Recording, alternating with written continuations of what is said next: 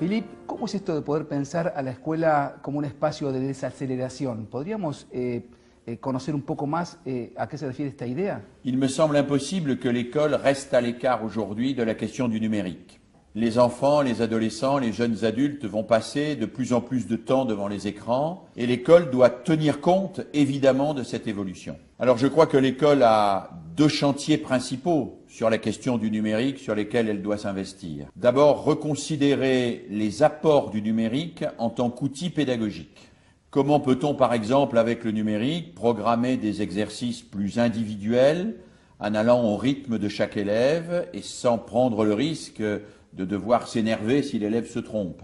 De la même manière, l'école doit travailler sur le numérique et Internet comme outil de recherche documentaire. En effet, dès lors que l'on cherche sur des moteurs de recherche, on accède à une multitude d'informations qui sont triées selon des occurrences purement quantitatives. Et donc, il est important d'apprendre aux élèves à recouper les informations, à identifier dans les moteurs de recherche la nature des textes qu'ils trouvent, à repérer par exemple que certains textes sont des textes de vulgarisation, d'autres des textes de propagande, d'autres des textes scientifiques, à identifier les sources de ces textes, la façon dont ils ont été élaborés.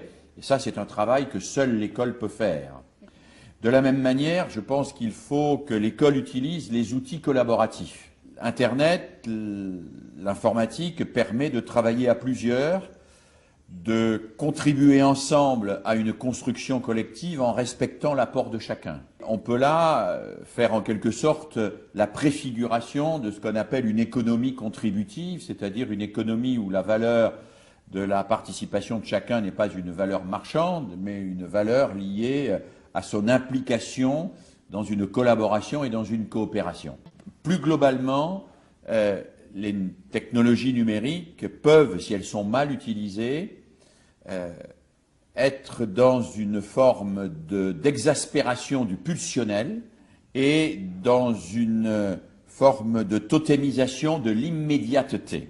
Le téléphone portable, mais aussi un certain nombre d'autres outils comme les tablettes numériques qui vont se généraliser, donnent le sentiment aux enfants qu'on peut tout obtenir tout de suite et qu'ils peuvent obtenir une réponse immédiatement sans passer par le temps de la réflexion et de la pensée critique. Il y a là un deuxième chantier important de l'école qui renvoie à ce que vous disiez en parlant de décélération, c'est le rapport que l'école doit entretenir au pulsionnel et la façon dont elle peut introduire des temps de réflexion, des temps de contemplation, des temps même de méditation qui permettent de faire contrepoids à l'accélération permanente dans laquelle sont plongés nos élèves. L'objectif de l'adulte, c'est de desserrer l'étau entre la pulsion et l'acte pour laisser le temps de s'installer et de développer de la pensée. Je pense que le rôle de l'enseignant n'est pas d'interdire l'expression de l'opinion, ni de la destituer, cette opinion, mais de permettre à l'enfant de transformer cette opinion en conviction raisonnée. C'est-à-dire que l'enfant doit pouvoir même être fier d'avoir transformé son opinion en réflexion. Et il faut qu'il suspende en quelque sorte la satisfaction immédiate de l'expression de son opinion pour trouver une satisfaction sublimée dans l'expression d'une conviction argumentée. Mais c'est très concret. Ça veut dire que quand un enfant, un adolescent s'exprime sous forme brutale ou exprime une injure ou exprime un doute ou un scepticisme ou agresse, je n'ai pas à lui dire c'est interdit. J'ai à l'entendre sans l'approuver et à lui demander de remettre à l'épreuve ce qu'il pense d'une réflexion approfondie pour qu'il assume réellement cette réflexion approfondie. Et c'est une des choses que j'ai retenues de Korczak, qui est un pédagogue que j'aime beaucoup, quand il dit systématiquement aux enfants « écris-le », parce que l'écrire impose une mise à distance, une réflexion, permet la correction et permet de produire quelque chose dont on peut ensuite être fier, que l'on peut assumer.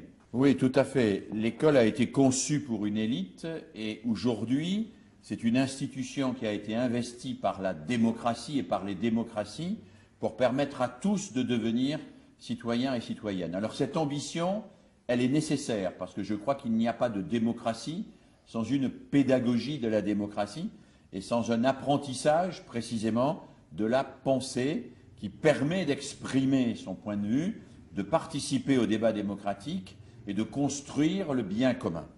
L'objectif des écoles démocratiques, comme l'école argentine telle que vous venez de le rappeler, c'est donc de faire accéder non pas une partie des élèves, mais bien la totalité des élèves à une citoyenneté lucide.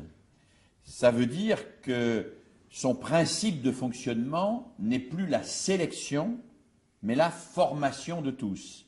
Et là, il y a une vraie difficulté psychologique et politique de la part des enseignants, c'est que nous vivons avec le souvenir d'un système où l'échec d'une partie des élèves est une sorte de garantie de la réussite des autres. Les démocraties sont ambivalentes par rapport à leurs écoles parce qu'elles veulent à la fois que tous les élèves réussissent, mais quand tous les élèves réussissent, elles suspectent leurs écoles d'être démagogiques et de ne pas clairement assumer leur fonction de sélection et de préparation aux fonctions sociales. C'est la raison pour